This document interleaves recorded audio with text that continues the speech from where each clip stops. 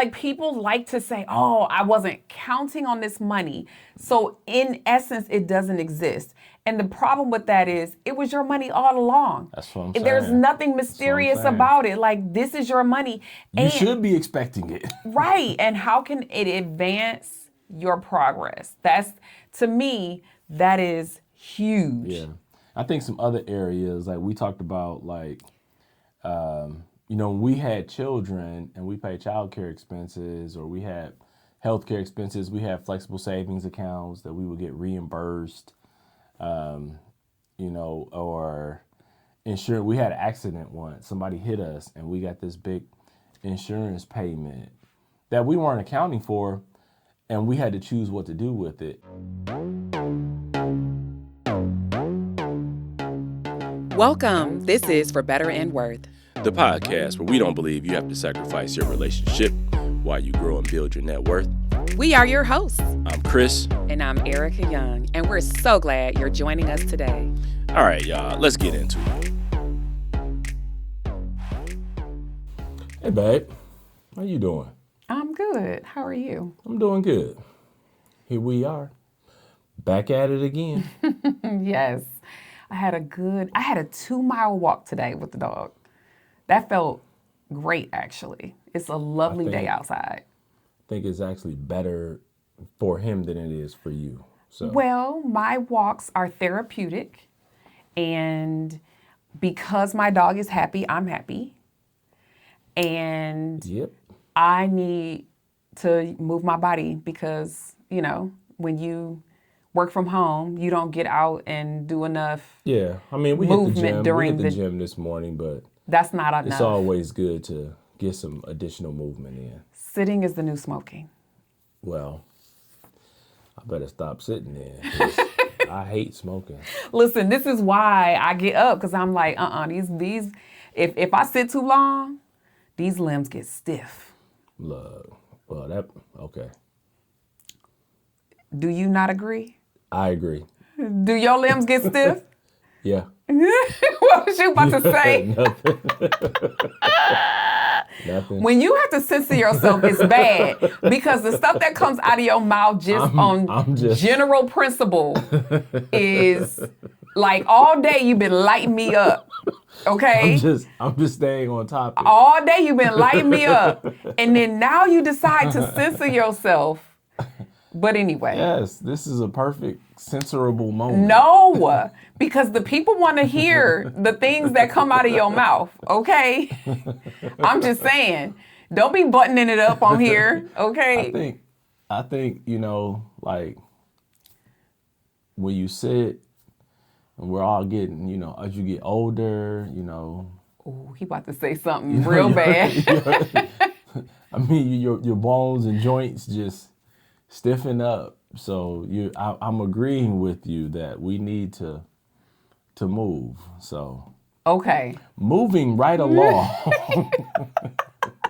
Anywho, so I love going back to our debt-free story. Yes. Because I feel like for a lot of people, it is encouraging, it's helpful, and also it is a time for us to just kind of remember where we came from, because the worst thing that a person can do is leave the hood, leave your neighborhood, leave your humble beginnings, and forget from where you began. Did you start out? I didn't start. I'm curious. I didn't start in the hood. Okay, I was just curious. But I didn't start. We had humble beginnings. Okay, I will agree with that. We were not poor. But we also, there was a lot of things that we had to say no to along the way. Yeah, I agree with that. I was just checking in with you just to see, You know what? If I could have let it slide, that when you when you leave the hood, you need to remember where you started. If I could have let it slide, I would have. Yeah. But you didn't let me let it slide. I'm from the suburbs, okay? I get it. You know what, though? But I look back at our debt-free journey, and it's just a reminder of the one thing that continues to come back to me is discipline. And that's the one thing that anything in life requires Like to get up at 5 and 6 o'clock in the morning to go to the gym, that requires discipline. You know, to say no on things that you want to eat because you want to lose weight or you want to, build muscle, whatever it is you want to do, it requires discipline. And to get out of debt and to create a different financial pathway requires discipline. So that's the one thing as we were thinking back to some of the things that we did, I was like, man, it required discipline for extended periods of time too. I mean, it took us 5 years to get out of debt. We started, let's be very clear about how this began. When we got married, most of our debt was student loan debt. And we had 2 smaller car payments that quickly got paid off. And so we had around $65,000 of debt. And we had like credit cards each that we had acquired while in college. So that was part of that initial round of debt. And that debt went up because like most people, you have kids, you got to get a new car. Well, so we think we have to get a new car. Yes. Yeah, we thought. Or a new to us car, because we actually didn't buy a new car. Yes. But it was still, $30,000 and you think that's was what the you're supposed to do. Infinity? The Infinity was 20 something. It might have been 20 something, but then we bought a Yukon that we put 60% down on 30 something. And then paid the rest off in payments. So our debt was, over 90 grand when it was all said and done in terms of what we owed payments on. And that took 5 years to get out of. Yeah. We did a lot of the practical things like, we focused on, the baby steps and the debt snowball and, paying down the smallest thing and just saying no to things, and just remembering that we had a bigger plan and a bigger objective. But I think I'm sorry, go ahead. I was just going to say, before you get to that, I was going to say that one of the biggest things that we did was we had a budget.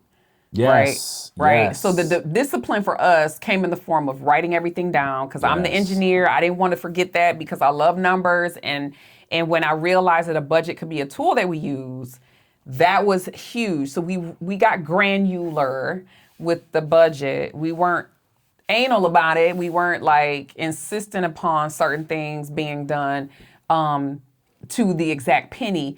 But we did utilize a budget so that we knew how much we could put towards our debt reduction. We stayed consistent with it, as far as the budget and looking at income, outgo, and, making plans. And we weren't fully funding both of our 401ks. And I mean, there's a bunch of different things that we did to get from a point where we had $90,000 in debt to where we are currently continuing to build wealth and change our, financial tree and our family's tree and generations. But there's one area that I kind of wanted to focus on as I thought about this because, people always think like, well, you got to have like a big income. You got to make a lot of money when you pay money down. And you actually, well, I guess we were maybe towards the end of our initial debt journey when you stopped working. Oh, we were done with that before I left. Yeah, we were done I didn't leave my job until we had finished every single penny. But one thing that we did along the way, I worked in sales. And being in sales, you get commissions and bonuses and things like that. And so what we decided was that instead of like rewarding ourselves when I got a big bonus or a big commission, we were going to stay consistent. And we were going to focus on taking that money and paying off debts. And we were just paying them off like a whole debt at a time, because your boy was out there grinding. And as I was bringing those commissions and bonuses home, we were like, we never put a name on them. And when we got them and realized what it was, realized the actual funds and how much they were going to be, that's when we decided, okay, what are we going to do with it?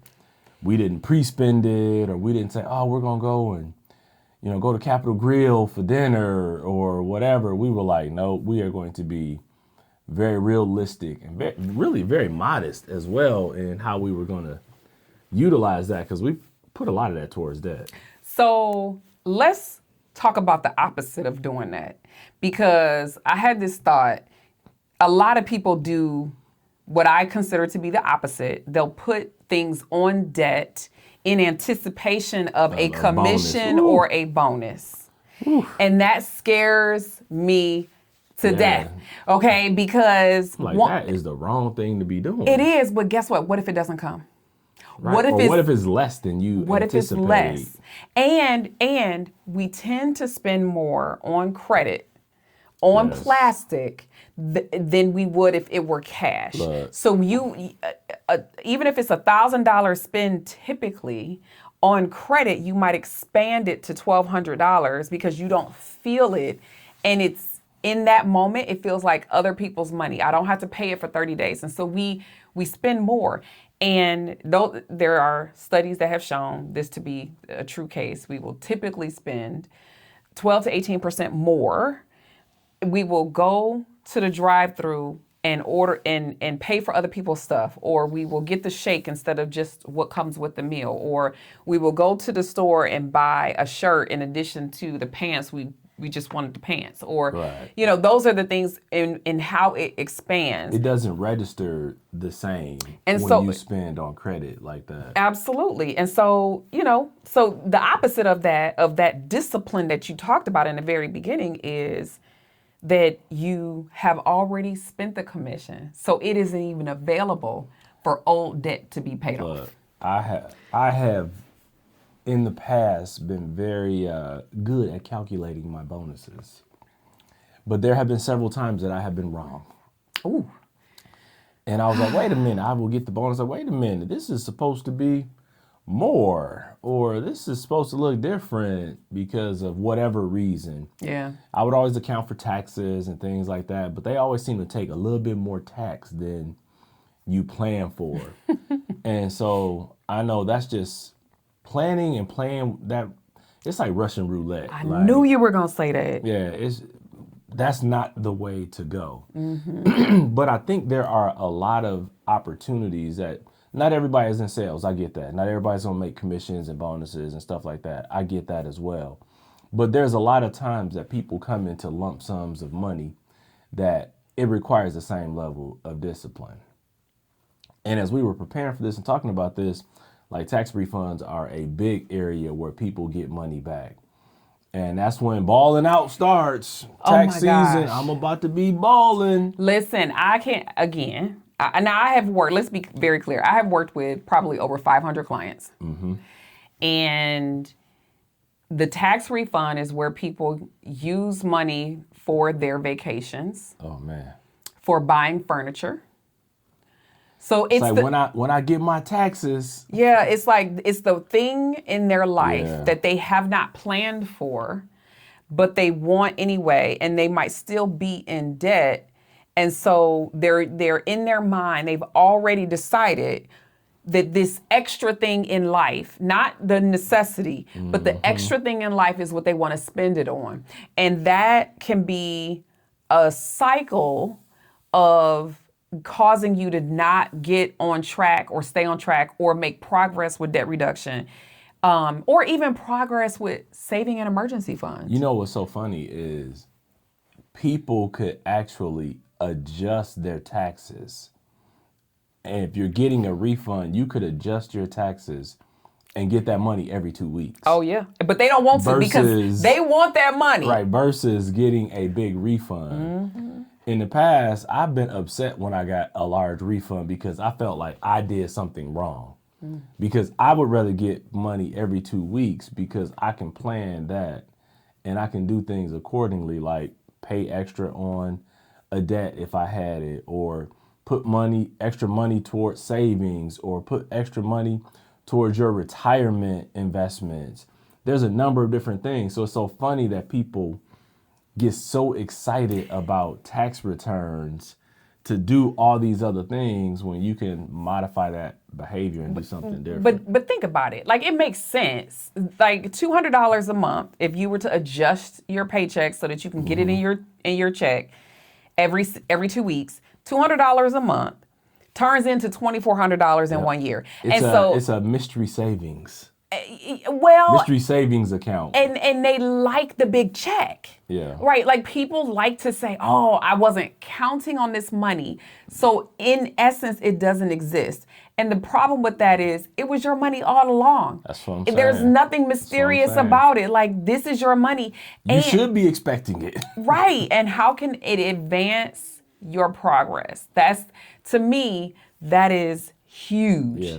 I think some other areas, like we talked about, like, when we had children and we paid childcare expenses or we had healthcare expenses, we had flexible savings accounts that we would get reimbursed, or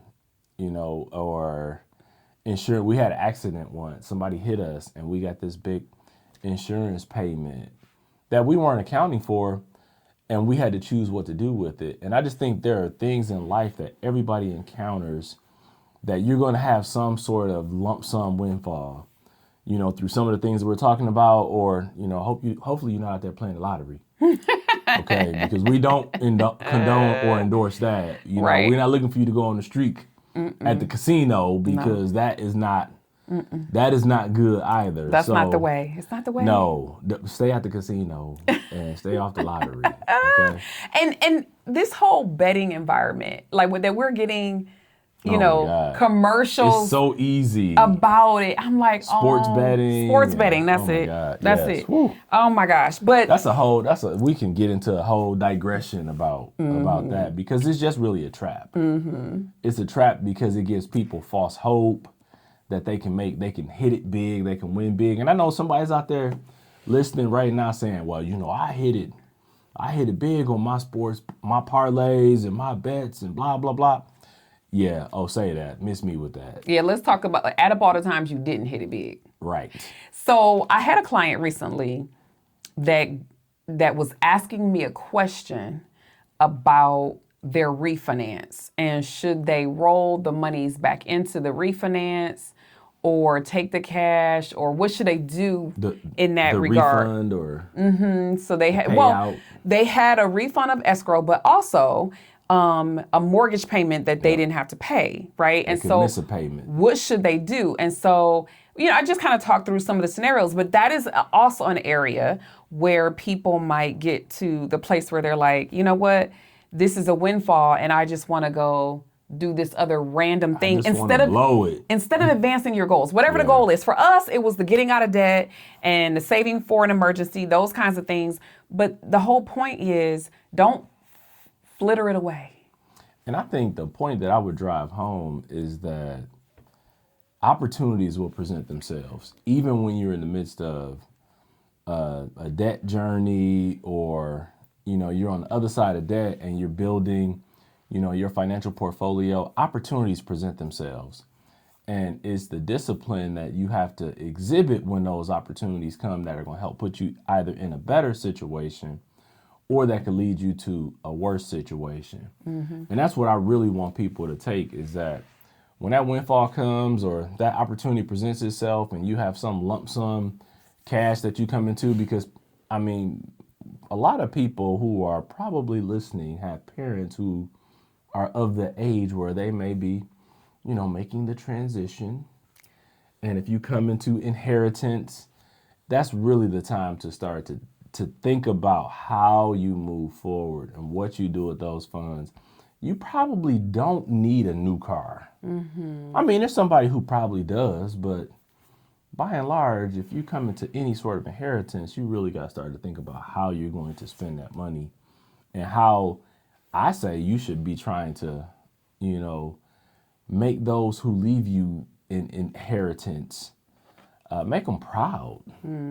Yeah, I think that's a good point. And I think that in all of these cases, anytime that you get extra funds, bonus, commission, tax refund, insurance payout, if you have an escrow payout or a dependent care account, flexible spending, whatever the reimbursement or whatever it is, in all of these different ways, before you get the money, revisit your goals. Right. Revisit your goals. I feel like sometimes we set the goal and then we don't look at it again. We set the goal and then we don't align our life beyond the monthly to it.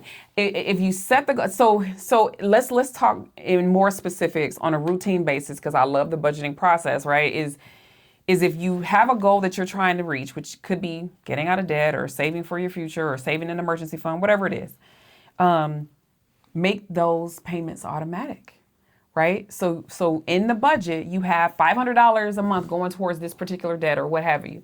And then when you have a windfall, you can add above the 500 to get it paid off or to put towards your emergency fund, whatever it is. But look at your goal instead of saying, well, can I do this extra thing that wasn't even a part of your goals? Like, it wasn't even a thought. Now you think, oh, I feel wealthier because I got, quote unquote, extra money. I'm over here laughing because I remember with the stimulus checks.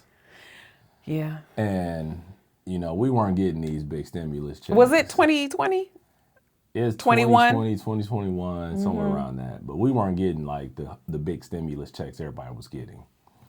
And we wound up getting a stimulus check and we were shocked. And it was a lot lower, but we did the exact opposite of what they wanted us to do. We did not Because stimulate the economy. We were like, we're not spending this money. We're putting this money in the bank. Yeah.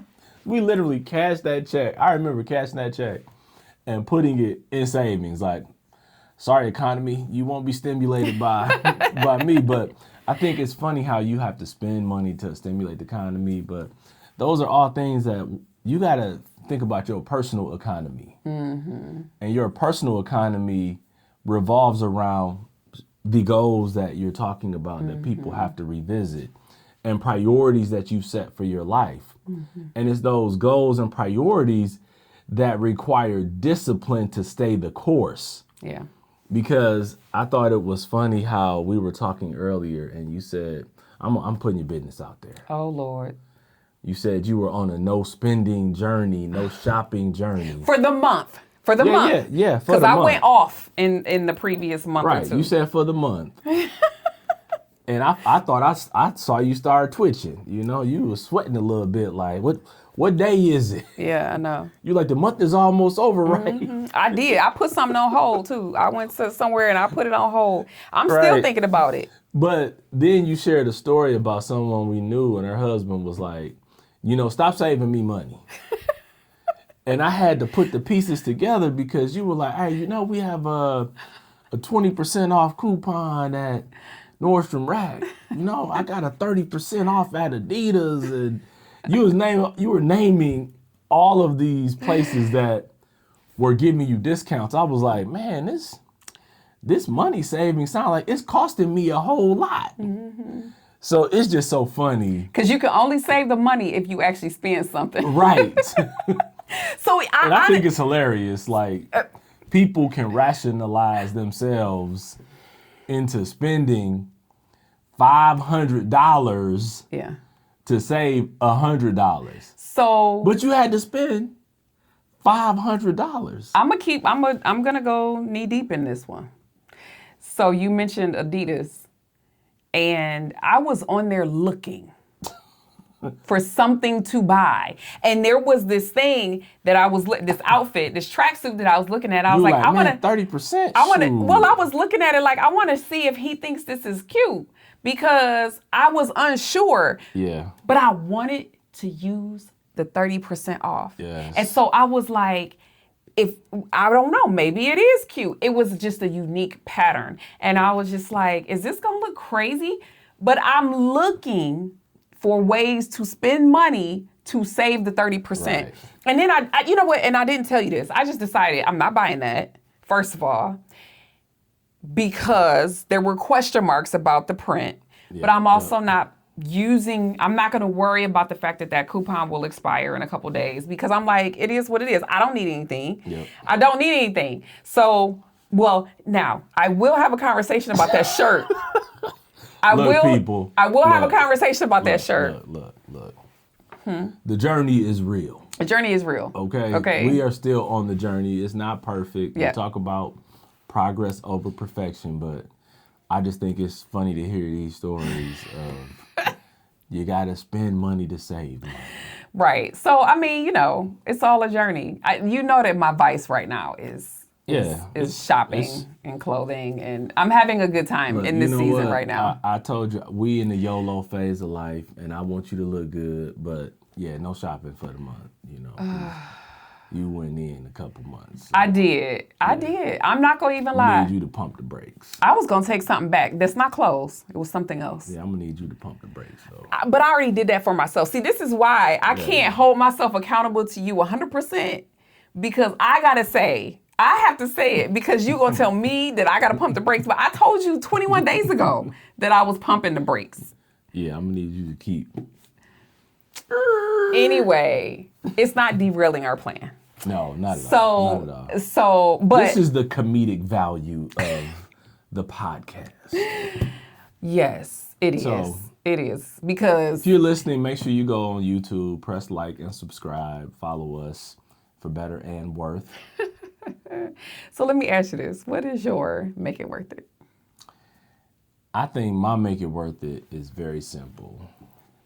Don't get caught up in the glitz and glamour of some big windfall, whether it was expected or unexpected, because I know sometimes it can just take you completely off track. Then next thing you know, this big piece of money that you come into, you're wondering where it went. And I'm going to ask people to just exercise discipline to stay the course, because there will come a time on the other side of your debt journey, or along the way of building your financial future, that you can say yes to more and more things. And we're in that phase of, there's not a lot I'm saying no to. But even in this phase of life, we still have moments where we have to stop and say no. Just like no spending on clothing for you for this month. Did you bring that back up again? I'm just saying, I'm just reinforcing my make it worth it. Oh my gosh. But, next month, you be able to do whatever.